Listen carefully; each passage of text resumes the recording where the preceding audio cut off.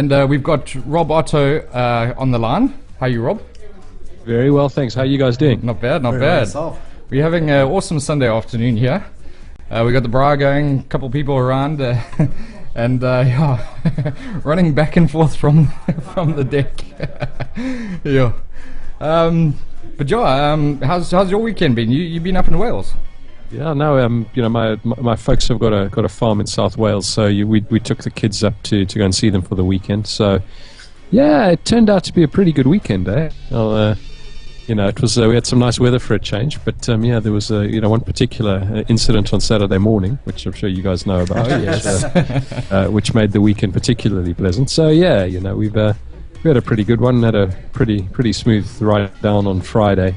Absolutely lovely weather the whole weekend, and then I suppose the highway had to put a little bit of a damper on it getting back today. But we managed to get back in time for the Rugby Report. Got home probably about sort of 10 or 15 minutes ago. So awesome. still, but always looking forward to chatting a little bit of rugby with you guys. Oh yeah. Yeah. So what have we got this week? Right. So as I'm sure everybody knows, we had the Super Rugby qualifiers this weekend. So this competition obviously has a pretty strange format, and those who don't follow it closely will probably never really understand. Well, even those who do follow it closely still don't understand what goes on. But they have this thing where there's a 6-team series with the sort of the top 6 teams qualifying for that.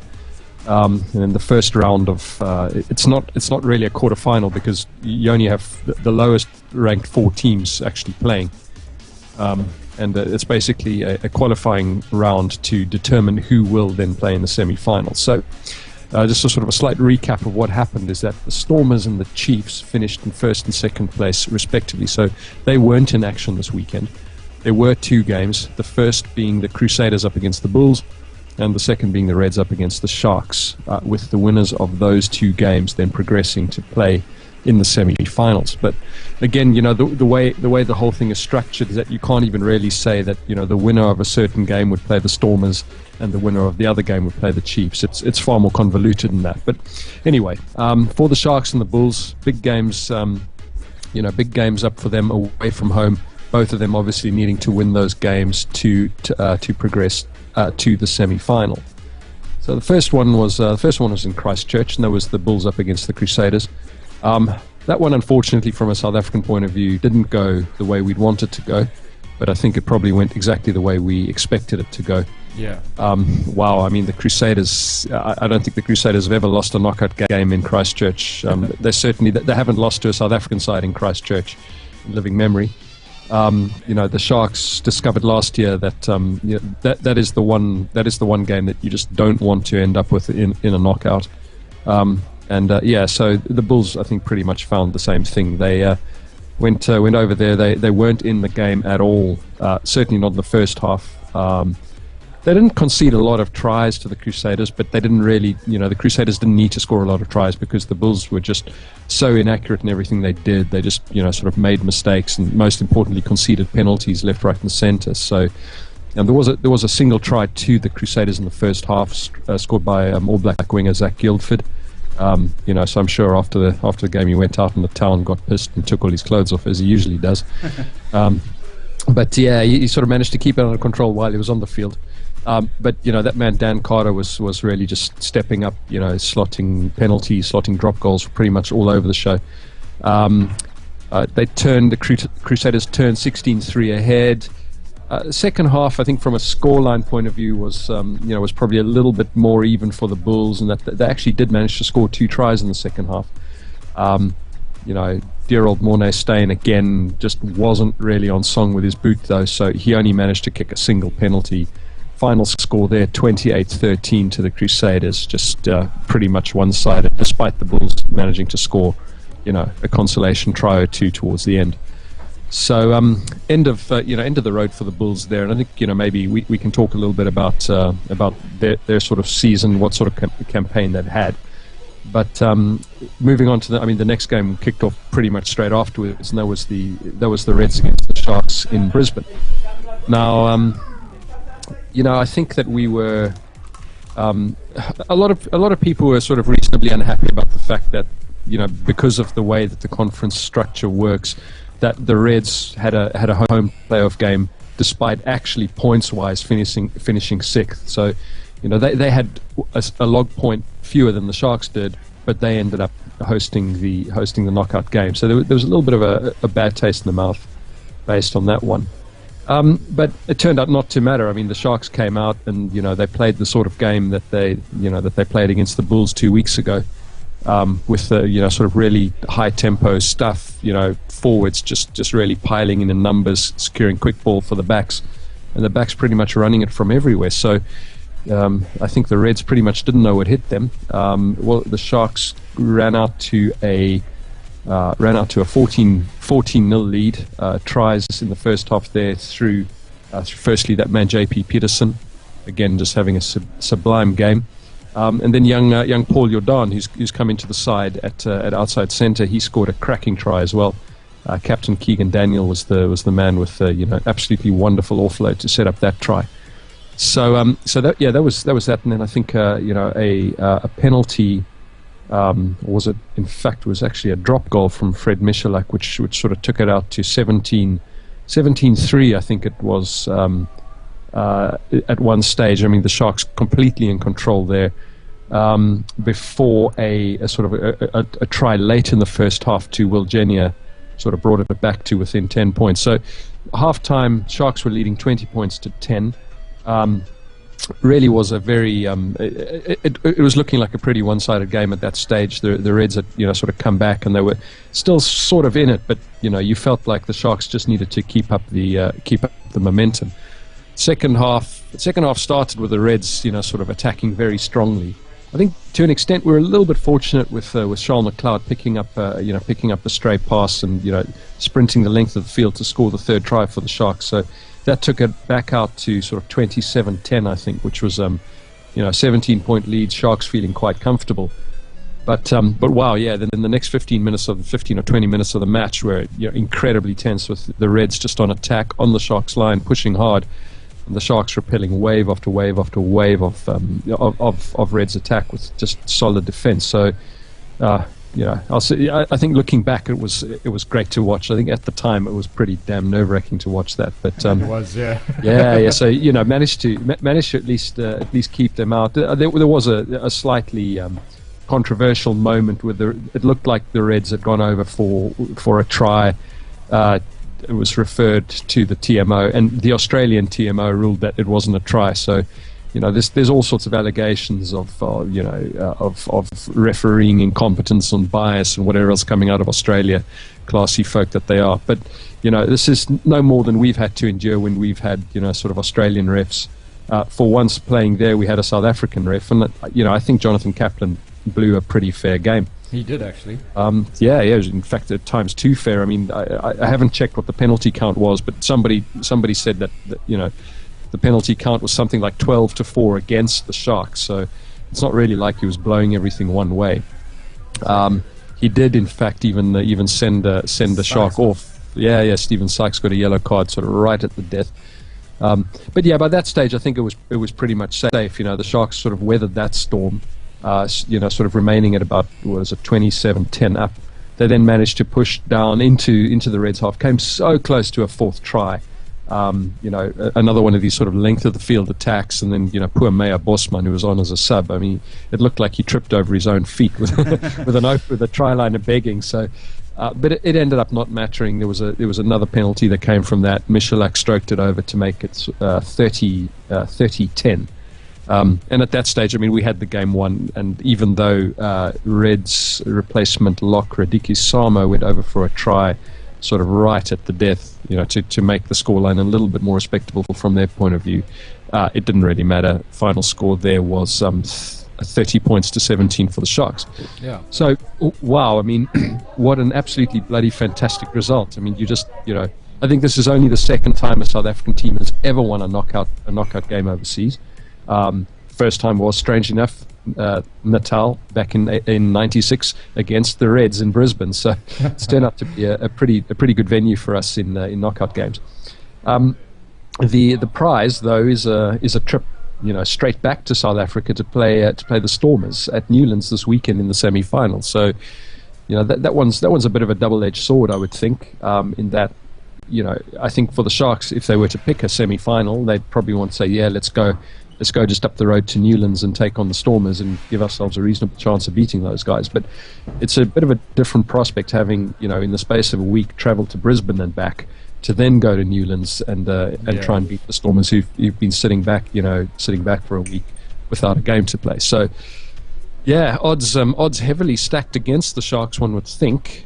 But, well, I suppose that's the thing about, keeping destiny in your own hands, and that's exactly what the Stormers have done all season by winning just about all of their games. So yeah, I mean, just the lineups then. The first semi-final actually takes place on Friday. It will be, I think it's about 9:30 in the morning South African time, so sort of 8:30 UK time. So unfortunately, that's going to clash with work. And that will be that'll be the Chiefs up against the Crusaders. So that's the sort of the all New Zealand affair. People hanging on for the all Australian affair can stop waiting because there won't be one. They can go to sleep. Yeah, exactly. And then, so the second semi-final on Saturday, 5 p.m. South African time at Newlands is the Stormers up against the Sharks. So I think quite a nice result. There'll be a South African side against a Kiwi side in the final, and pretty much turned out quite well. I think certainly from the Sharks' point of view, turned out very well. I'm not sure too many were expecting us to get to this point. So. Yeah, pretty great result, and still trying to shake off the headache after lots of beers that were consumed after the game yesterday. So, yeah. Talking about the Sharks Stormers game next weekend, I'm not sure if it has been announced yet, but who do you think we're going to get reffing that game? I think it has been announced, and I think the strange thing about it is that it's actually Steve Walsh. Oh right. Okay. It's the craziest thing is that it seems as though they've got Steve Walsh reffing the game in South Africa between two South African sides, and then they've got Craig Hubert reffing the other semi in New Zealand between two New Zealand sides. So obviously Sansal's travel budget just knows no bounds. But yeah, so I mean that's a bit of an interesting one. We had Steve Walsh blowing the 2007 Super 14 final, and I think there are a fair few Sharks fans that won't forgive him for that performance. Nope. But yeah, he's Walsh of course is not really a Kiwi anymore. He was kicked out by the Kiwis for drinking too much. That's a pretty scary thought. He drank too much to be a Kiwi, so they did the best thing they could as they sent him across to Australia. So. It's going to be interesting to see. I mean, I think I can't really see Walsh, necessarily favouring either side in that encounter. I don't think we're going to see the sort of open running rugby that we saw from the Brisbane game between the Sharks and the Stormers. I think it's going to be a very typical South African derby, war of attrition type of game. Somebody said something funny when that. Along the lines of, the Sharks are going to be tired, so maybe the Stormers will sort of really open up in the second half and might even score a try, possibly two, So, but it's just kind of the way that they've been playing this year, not really scoring a lot of tries, but certainly not conceding any either. Yeah. And hey, when you get to knockout rugby, when you get to semi-final rugby, you only need to win by a single point. And the Stormers have practiced doing that all season, so pretty much. So. Yeah, I think it's going to be an interesting one. Obviously a lot of the talk during the week will be about the sides that get picked, who comes back from injury for which side. Sharks. I mean, the Sharks could potentially could probably have Pat Lambie back. It just depends on how serious that hamstring injury of his is. Frans Steyn obviously won't be back. I mean, he's out because he's not eligible to play, so it's not an injury there. The Stormers have had a huge number of guys out, particularly amongst the loose forwards. I think there's talk that Dwayne Vermeulen might make it back for the semi, so that would be a boost for them because they haven't had him pretty much the whole season. I think that Eben Etzebeth will definitely be back as well. So he's been out ever since the Test series against England. So certainly those two guys will boost them. I think having watched the way that the Sharks forwards played against the Reds, the Stormers will know that they're really going to need to bring their A game up front. Yeah. But again, so much of it will depend on whether the Sharks are given that sort of travel schedule and given, the fact there'll probably be some sore bodies and everything else after that Reds game. Will the Sharks be able to produce a performance at the same level of intensity? And it'll be essentially for like a fourth week in a row for them, So they've really been, they've been playing knockout rugby ever since they came back from their break.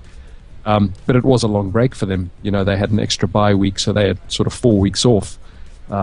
So, the batteries look as though they've been recharged, and the Sharks do look in good shape. So it's going to be a hell of a game, and I think there's opinion is going to be divided across the country. It'll be interesting to see who the Bulls guys get behind. If it's a case of who do they not want to win more.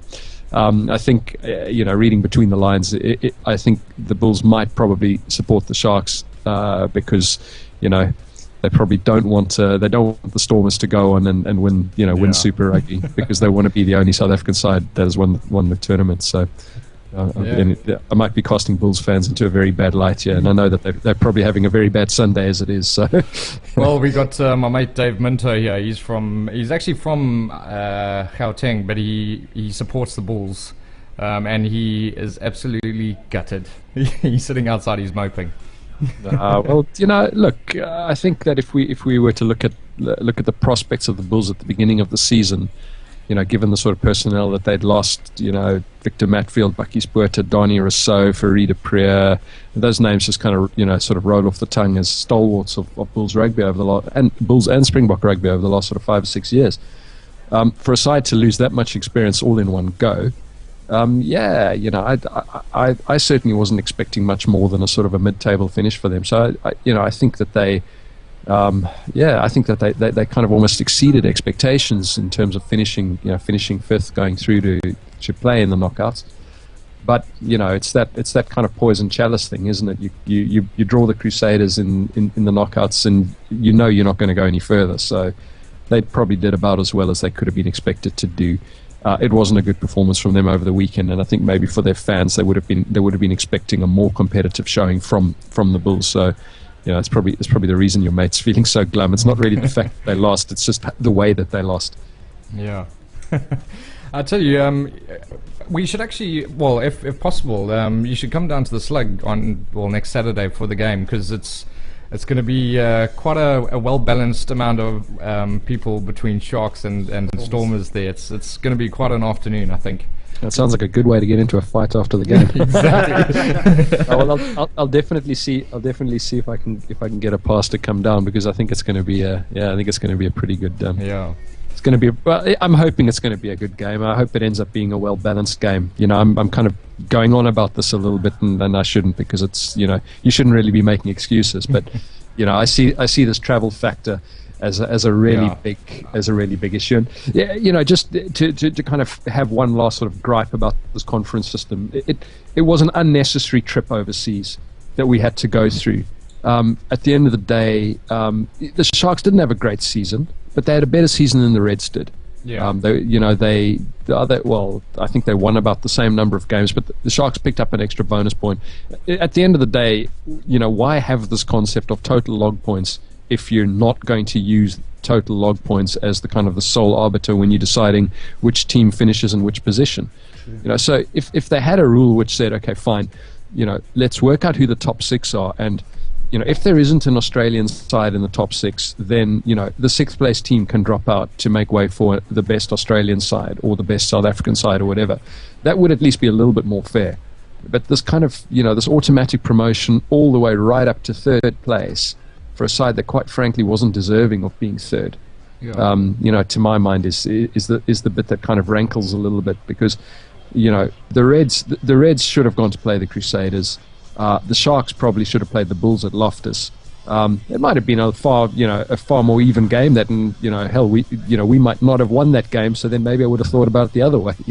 Yeah. But it just does seem a little bit as though we've been dragged halfway around the world, and as a result, our chances of success in the semi are just that much less.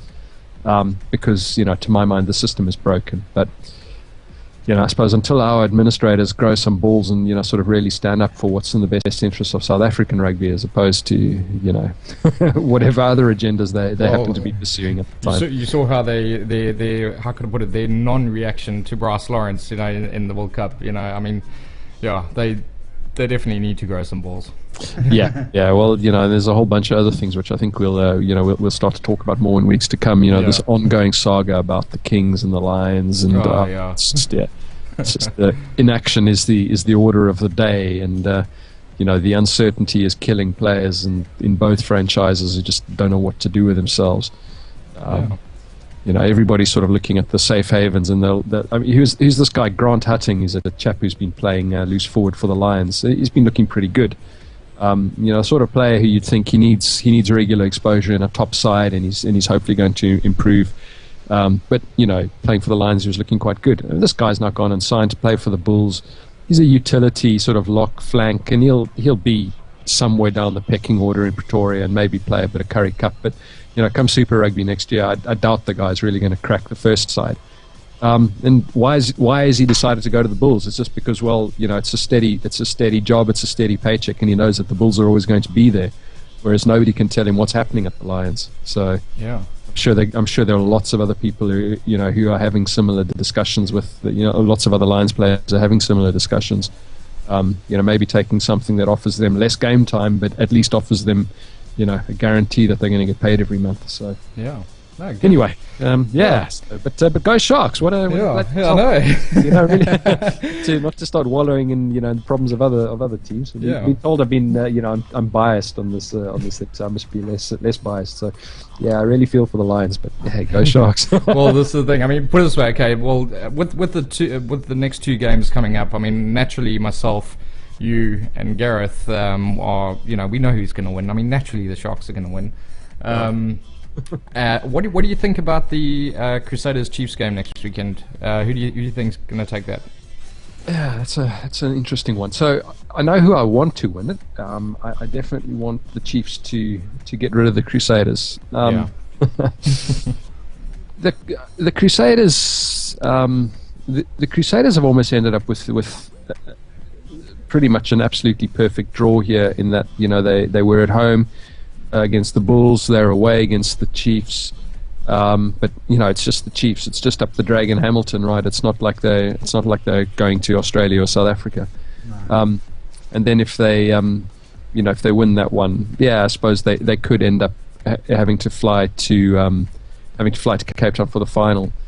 But that's as a travel itinerary goes, it's not a bad one. If the Sharks beat the Stormers, then the Crusaders would play the Sharks at home in Christchurch. So those guys are a very, very good bet to still take the title. They seem to be just finding form at the right time. So the Chiefs, on the other hand, the Chiefs actually haven't been great the last few weeks, have they? I mean, they lost to.